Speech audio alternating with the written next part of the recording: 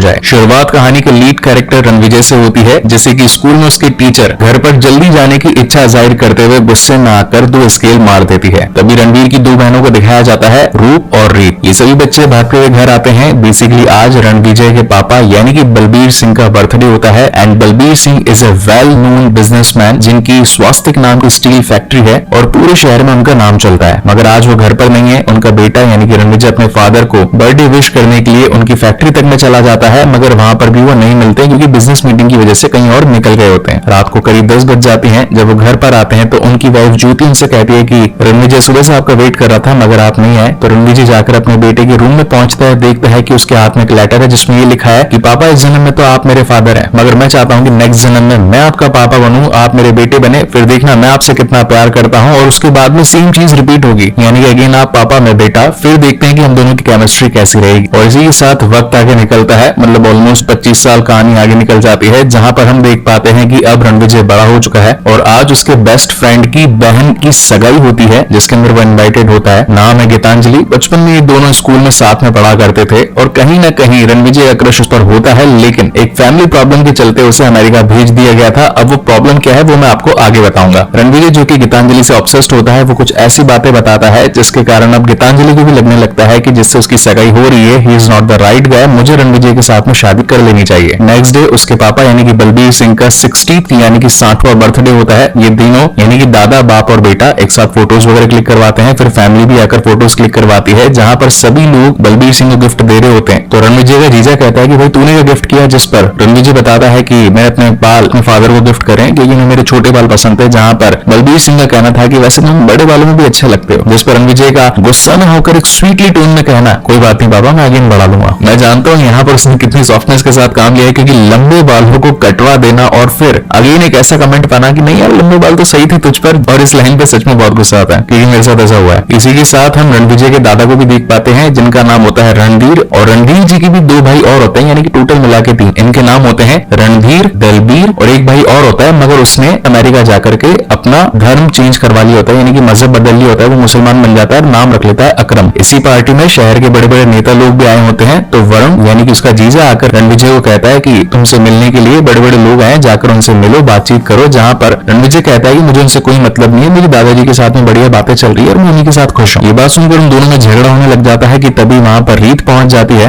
और कहती है कि सॉरी मांगो तुम्हारे जीजाजी से यानी कि वरुण से, मगर इस पर वो उससे सॉरी नहीं मांगता। अगेन झगड़ा बढ़ जाता है। अब ये झगड़ा पहुंच जाता है पापा जी के पास में यानी कि बलबीर सिंह के पास में। तो पापा अगेन खरी खोटी सुना देते हैं, जहां पर अब वाला आता है बचपन का किस्सा। अब इसमें हुआ ये था कि जब रीत कॉलेज में पढ़ रही थी तो उसकी रैगिंग यानी कि कुछ लड़कों ने उसे छेड़-वेड़ लिया था, तब वो रोने लगती है। तो रणविजय आकर कहता है कि तेरा ये हाल किसने किया मुझे बता, और बदला लेने के लिए वो पहुंच जाता है एक चलती क्लासरूम में और पूछता है कि वो लड़के कौन है जिन्होंने मेरी बहन को छेड़ा। अब कुछ लोग जवाब देते हैं कुछ नहीं देते हैं, तो वो गन लेकर क्लासरूम में पहुंच जाता है और सभी को धमकाने लगता है, जिस पर बताना पड़ता है कि हाँ भाई वो 4 लौंडे थे और आज कॉलेज में आए नहीं है, लेकिन कल जैसे ही आ जाएंगे तो हम आपको बता देंगे। इस पर वो अपनी गाड़ी निकालता है, अपनी सिस्टर को गाड़ी में बैठाकर घर लेकर जाने लगता है। ये कहता है कि तुम कल कॉलेज नहीं आओगे, मगर लकीली वो चारों लोग जिन्होंने रीत को परेशान किया था वो मिल जाते हैं रास्ते में। तो यहाँ पर गाड़ी के साथ उनकी चीजिंग शुरू और एक दो को तो भीड़ भाड़ देते हैं, जिससे कि उनको बहुत चोट बहुत सारी खरोंच आती है। अब ये बात अगेन जब पापा जी के पास पहुंचती है बलबीर सिंह के पास में, तो वो अपने बेटे रणविजय पर गुस्सा होते हैं कि आखिर तूने लोगों को गाड़ी से ठोका क्यों, चलती क्लास में गन क्यों लेकर के गया, तो कोई हीरो वीरो नहीं है, तो एक जीरो है। जिस पर रणविजय का कहना था कि अगर आपकी बहन के साथ में कोई ऐसा करता तो क्या आप उससे बदला नहीं लेते। खैर झगड़ा बहुत ज्यादा बढ़ गया था। गुस्से में आकर पापा जी कहते हैं कि तू तो निकल गया यहाँ से, जिस वजह से रणवीर बचपन में ही अमेरिका के लिए निकल गया था। इनफैक्ट आज के दिन यानी कि प्रेजेंट टाइम में भी कुछ ऐसा ही चल रहा था, इन दोनों के बीच में झगड़ा हो गया था, जहां पर रणविजय कहता है कि ठीक है मैं अगेन आज के रात की फ्लाइट से निकल रहा हूँ अमेरिका और अब कभी भी लौट कर नहीं आऊंगा। लेकिन इसी बीच यहाँ पर गीतांजलि पहुंच जाती है, जैसे कि एक दिन पहले रणविजय ने ये कहा था कि जंगल के बंदर लोग शादी वगैरह कैसे करते हैं, यानी कि बंदरियां अपने बंदरों को कैसे चूज करती है, तो वो कहानी गीतांजलि को बहुत पसंद आ गई थी, जिस पर वो रणविजय के साथ आज ही शादी करने के लिए आ चुकी थी। तो यहाँ पर रणविजय सिंह जो है अपनी होने वाली वाइफ को यानी गीतांजलि को अपनी पूरी फैमिली और फादर से मिलवाता है, मगर उसके फादर आज भी business meetings and cake cutting वगैरह में लगे हुए थे, उसकी बातों को ज्यादा तवज्जो नहीं मिलती, इसलिए वो गीतांजलि को लेकर अपने प्राइवेट जेट से अमेरिका के लिए निकल जाता है। इस बीच प्लेन में इनमें बहुत कुछ हो जाता है, खैर बताऊंगा नहीं, वो चीजें देखने पर ज्यादा इंटरेस्टिंग लगती है। खैर समझदार को इशारा काफी है। नेक्स्ट डे ये पहुंचते हैं हिमाचल में और यहाँ पर शादी वगैरह करते हैं हिंदू रीति रिवाजों के अकॉर्डिंग, यानी कि मंदिर में फेरे वगैरह लगाना। अगेन रात को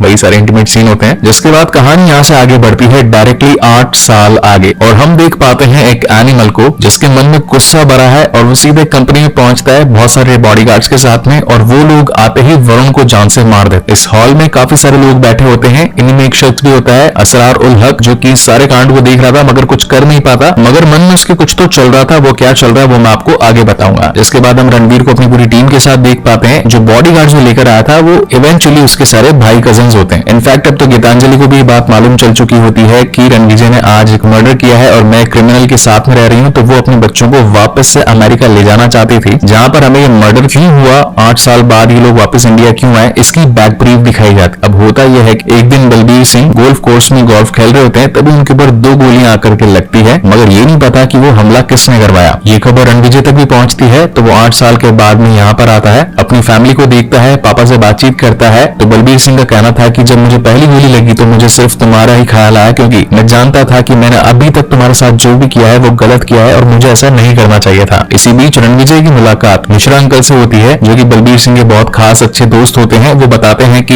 ये पहली बार नहीं था जब बलबीर के ऊपर जानलेवा अटैक हुए, इससे पहले भी कई लोगों ने ऐसी कोशिश करी, मगर ये हमले हैं कि रुकने का नाम नहीं ले रहे, और अब तो वर्करों ने काम पर आना भी छोड़ दिया है। जहां पर रणविजय खुद पहुंचता है कंपनी में, यानी कि स्वास्थ्य स्टील फैक्ट्री में, और सभी लोगों को विश्वास दिलाता है कि जब तक पापा के कातिल का गला अपने हाथों से नहीं काटूंगा तब तक चैन से नहीं बैठूंगा। हम लोगों ने पहले भी इंडिया के लिए बहुत कुछ किया है और आगे भी करते रहेंगे, सभी लोग अपना काम दिल से करेंगे। और जहां तक रही पापा की बात, तो 3 महीने बाद में वो आप सभी के सामने हों, वो भी बिल्कुल सही हालत में। रणविजय को ये बात बहुत अच्छे तरीके से मालूम थी कि नॉर्मल सिक्योरिटी गार्ड्स जो कि हर वक्त पहरा भी देते रहते हैं, लेकिन दुश्मन ने अपना काम फिर भी कर लिया, इसका मतलब उसे अब नॉर्मल गार्ड्स की कोई जरूरत नहीं, कुछ तगड़े ऐसे दिलदार लोग चाहिए जो कि हर वक्त जान तक लेने और देने के लिए तैयार हो। तो वो पहुंच जाता है अपने दादाजी के भाई यानी कि दलबीर सिंह के पास में और कहता है कि मुझे गार्ड्स की जरूरत है। गार्ड्स बोले तो मुझे मेरे भाइयों के सहारे की जरूरत है, क्योंकि वही हर वक्त साए की तरह मेरे आसपास रह सकते हैं। मुझे पापा के कातिलों को ढूंढना है और उन्हें आसमान में पहुंचाना। खैर पहले तो ये सारे भाई लोग यानी कि जितने भी कजन होते हैं मना कर देते हैं, लेकिन दादाजी की एक आवाज पर ये सभी भाई मिल जाते हैं और एकजुट होकर कातिल को ढूंढने की कोशिश करते हैं। और अब जैसे कि एक बार पिताजी पर जानलेवा हमला हो चुका है, तो कहीं दोबारा ना हो जाए, इसलिए रणविजय एक बॉडी डबल को लाकर खड़ा कर देता है, जिससे बलबीर सिंह की चाल ढाल, क्या बिजनेस, कहां पर उठना बैठना है, वो सब सिखाया जाता है। और एक दिन जब वो बॉडी डबल अपने परिवार से मिलने के लिए अपने घर जा रहा होता है, तभी उस पर असरार, जैसे कि हमने इस मूवी के हॉल शूटिंग वाले सीन में देखा था, वो आकर अपने बहुत सारे गार्ड्स के साथ में धनाधन गोलियां चलाता है और बॉडी डबल को ये सोचकर मार देता है कि वो बलबीर सिंह है। ये खबर अब तो सिंह फैमिली में ही पहुंच जाती है, लेकिन यहाँ पता चलता है असली वाले तो जिंदा है। और जब वरुण उन्हें देखता है तो उसके दिमाग के चौके छक्के उड़ जाते हैं कि आखिर ऐसा कैसा हुआ। तो वो कॉल करके असरार को कहता है कि तूने जिसको मारा वो एक बॉडी डबल था और वो अभी भी जिंदा है, जहां पर असरार ही कहता है कि ठीक है, बलबीर को मारने का काम तेरा, इस छोटे वाले को यानी कि रणविजय को मैं जान से मार दूंगा। मगर उसका कॉल टैप हो रहा था और अभी सारी खबर पूरी फैमिली में फैल जाती है। और जो थोड़ी देर पहले हमने सीन देखा था कि कैसे एनिमल यानी कि रणविजय सिंह अपनी बॉडीगार्ड्स की टीम लेकर एक चलती मीटिंग के बीच में सभी लोगों के सामने वरुण को जान से मार देता है, तो वो यहाँ से कनेक्टेड होता है। और अब क्योंकि रणविजय को मालूम होता है कि असरार के लोग उसके पीछे आएंगे इसे जान से मारने के लिए, तो वो एक बड़ी गन का ऑर्डर दे देता है। अब असरार कौन है? वो है एक मल्टी बिलियनियर कंपनी का मालिक जो कि स्वास्थ्य को अपने अंडर कर लेना चाहता है और अपने बिजनेस को और एक्सपेंड करना चाहता है, जिसके पास में बहुत सारे आर्म्स फोर्सेस मतलब काफी सारे लोग मौजूद हैं। इस इंफॉर्मेशन के मिलते ही रणविजय ने एक ऐसी गन तैयार करवाई जिसकी इमेजिनेशन थी दिल्ली में, मैन्युफैक्चरिंग थी बैंगलोर में और असेंबलिंग थी महाराष्ट्र में। आत्मनिर्भर भारत यानी मोदी जी के डायलॉग का सीधा सीधा काम दिखाया जा रहा था। मगर इस वक्त उसकी चड्डी में इचिंग वगैरह हो रही थी, तो वो आज चड्डी नहीं पहन के आया था। लेकिन तभी वहां पर गुंडे लोग पहुंच जाते हैं, जहां पर फ्रेडी जो कि गन की डिलीवरी देने आया था, रणविजय उससे कहता है कि मेरे पास चड्डी नहीं है तो मुझे तेरी चड्डी दे दे। जहां पर हम उसको चड्डी पहनते हुए देखते हैं। Scene was literally epic. मैंने आज तक ऐसा सीन पहले कभी नहीं देखा। फ्रेडी की चड्डी पहन के फ्रेडी की ही गन के साथ में ढेरों मतलब ऑलमोस्ट 300 लोगों को वो गोली मार मार कर बैंग कर देता है। और ये सीन हमने ट्रेलर में भी देखा है कि जो कि थिएटर्स में सबके कान फाड़ रहा था। खैर बताने को बहुत सारी चीजें हैं, लेकिन क्रिस्प एंड क्लियर रखना है। तो यहाँ पर असरार तो मारा जाता है, मगर कुछ लोग रणविजय को भी गोली मार देते हैं। सीन शिफ्ट होता है हॉस्पिटल में, जहां पर अब उसके सुनने समझने की शक्ति खत्म हो चुकी होती है। वो 14 दिन कोमा में पड़ा होता है। इनफैक्ट डॉक्टर्स भी आकर कहते हैं कि इसको अब जीने के लिए ज्यादा दिन नहीं बचे हैं, इसे किसी हार्ट डोनर की जरूरत पड़ेगी, इसका दिल जब तक बदलेंगे नहीं है मर जाएगा। तो अब लकीली इन्हें एक हार्ट डोनर मिल जाता है, जिसके बाद में घर में एक लंबी आयु की पूजा की जाती है, क्योंकि अब रणविजय ने ये ठान लिया था कि वो तो दुश्मनों को मार के ही दम लेगा और ये पता लगाएगा कि असरार के पीछे किसका हाथ है। लेकिन अभी इसे पूरा रिकवर होने में 3-4 महीनों का वक्त लगना था। यहाँ पर हम उसकी एक फैटी पर्सनैलिटी भी देख पाते हैं जो कि थॉर बन चुका था, यानी कि मोटा वाला। लेकिन 3 महीनों के बाद जब वो अपनी पूरी बॉडी रिकवर करके अपने फिजिक को सही कर लेता है तो नंगा होकर पूरे गार्डन में घूमने लगता है। घर वाले कहते हैं कि कहीं पागल तो नहीं हो गया। ये सीन देखकर आप हंस के लूट हो जाओगे थिएटर में। खैर, coming back to the main story, scene shift होता है स्कॉटलैंड में, जहां पर हम असरार के भाई अबरार को देख पाते हैं, यानी कि none other than Bobby Deol. इन्होंने एक गूंगे का रोल प्ले किया है। हालांकि बोल तो वो सकते थे, मगर बचपन में उनकी मॉम की डेथ की वजह से उन्होंने बोलना ही छोड़ दिया था। तो उसका भाई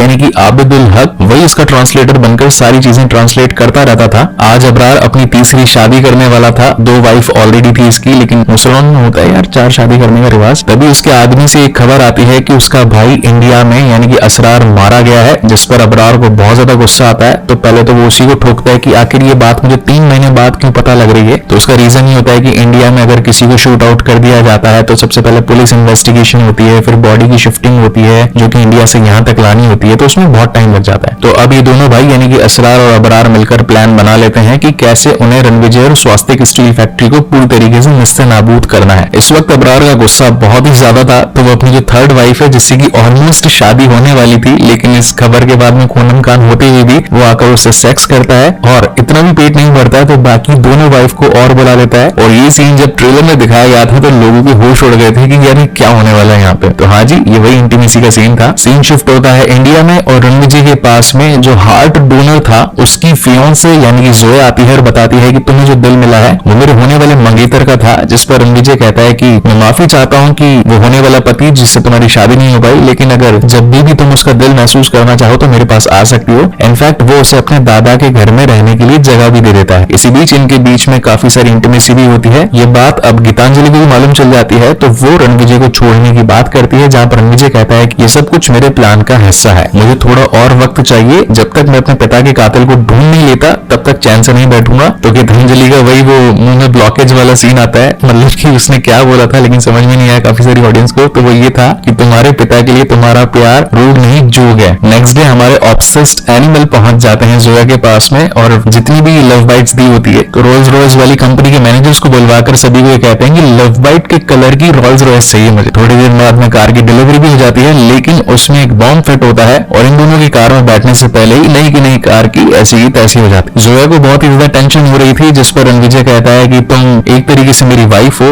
अब हम इस जगह को छोड़कर चले जाएंगे, मैं मेरी पुरानी वाली वाइफ को तलाक दे दूंगा, हम कहीं और रहने लग जाएंगे, तुम सिर्फ मेरी हो और अब तुम पर कोई भी खतरा में आने नहीं दूंगा। जिस पर जोया का कहना था कि मैंने अभी तक तुमसे झूठ बोला, मैं एक डबल एजेंट बन के काम कर रही थी, मुझे अबरार ने ही तुम्हारे पास भेजा था ताकि मैं तुम्हारी सारी इंफॉर्मेशन उस तक पहुंचाते रहूं। उनका प्लान ये है कि वो तुम्हारी ही तरह दिखने वाला एक शख्स अब इंडिया में भेजेंगे, तुम्हें तो ऑलरेडी जान से मार दिया जाएगा, जिसके बाद में वो बंदा एक एक करके तुम्हारी फैमिली यानी कि वाइफ, बच्चे, मॉम एंड डैड को मारेगा और जो भी मरेगा वो आखिर में सिर्फ यही सवाल करेगा कि जो हमें बचाना चाहता था आखिर वो हमारी जान के पीछे क्यों पड़ गया। जिस पर रणविजय का कहना है कि ये सारी चीजें मुझे ऑलरेडी मालूम थी, मैं तो बस तुम्हारे मुंह से सुनना चाहता था कि आखिर तुम कब तक अपना मुंह बंद रखती हो। जिसके बाद हमारे रणविजय सिंह गाड़ियां लेकर पहुंच जाते हैं अपनी जी वैगन सीधा स्कॉटलैंड और अब बारी आती है रियल मार कुटाई की, जहां पर अबरार यानी कि बॉबी देओल भी उसे मारना चाहता था, लेकिन आबिद बोलता है कि अभी वो इतना गुस्से में है, उसके पास लोग ज्यादा है, वो तुझे जान से मार देगा, अगर जिंदा रहेगा तो अपन अपने प्लान को कभी भी एग्जीक्यूट कर सकते हैं। तो ये लोग सीधा फ्लाइट लेकर पहुंचने वाले होते हैं किसी और देश में, लेकिन तब तक ये महाराज वहां भी पहुंच जाते हैं और फिर होती है धनाधन मार कुटाई। दोनों कपड़े खोल खोल के सुपर हीरो यानी कि अपने रणवीर कपूर एंड बॉबी देओल 2 घंटे तक एक दूसरे को खूब तोड़ते हैं। इनफैक्ट इन्होंने अपने लोगों तक को मना कर दिया था कि कोई भी गोली नहीं चलाएगा या फिर किसी भी वेपन का यूज नहीं होगा, हम दोनों एक दूसरे का बदला एक दूसरे से ही लेंगे। अब यहाँ पर वो फेमस सीन भी आता है जहां पर बॉबी देओल उसके ऊपर बैठकर सिगरेट फूकता है and that scene was literally epic. ये लड़ाई इतनी लंबी चलती है कि अब तो ये लोग थक चुके थे मारते मारते एक दूसरे को कि खड़े होने की भी ताकत नहीं होती है। जिस पर at the end Ranvijay Abrar को बोलता है कि देख है तो तू मेरा कजिन भाई, अगर तू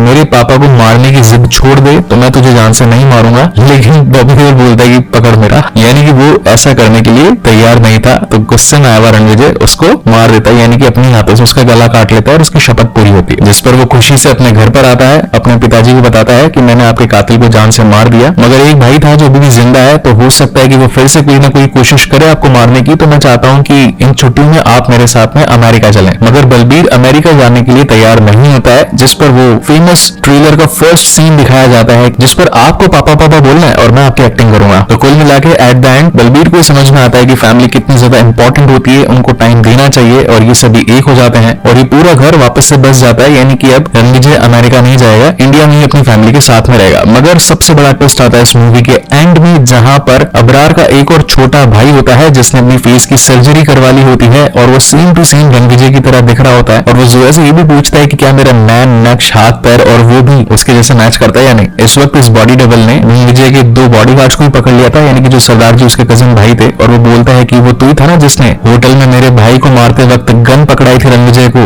और जब अबरार से फाइट चल रही थी तो चाकू भी पकड़ाया था। तो आज तो तेरी किस्मत खराब। और वो ब्रूटली एक कसाई की तरह उन दोनों को काट करके रख देता है। और फिर एक लोगो आता है एनिमल पार्क, यानी एनिमल के पार्ट 2 का। और इसी तगड़े सस्पेंस के साथ ये शानदार मूवी यहीं पर खत्म हो जाती है। आई होप ये एक्सप्लेनेशन आपको पसंद आई हो। तो जाते जाते वीडियो को लाइक कमेंट शेयर जरूर कीजिएगा, और अगर पहली बार इस चैनल पर आए हैं तो इसे सब्सक्राइब भी कीजिएगा। इसके बाद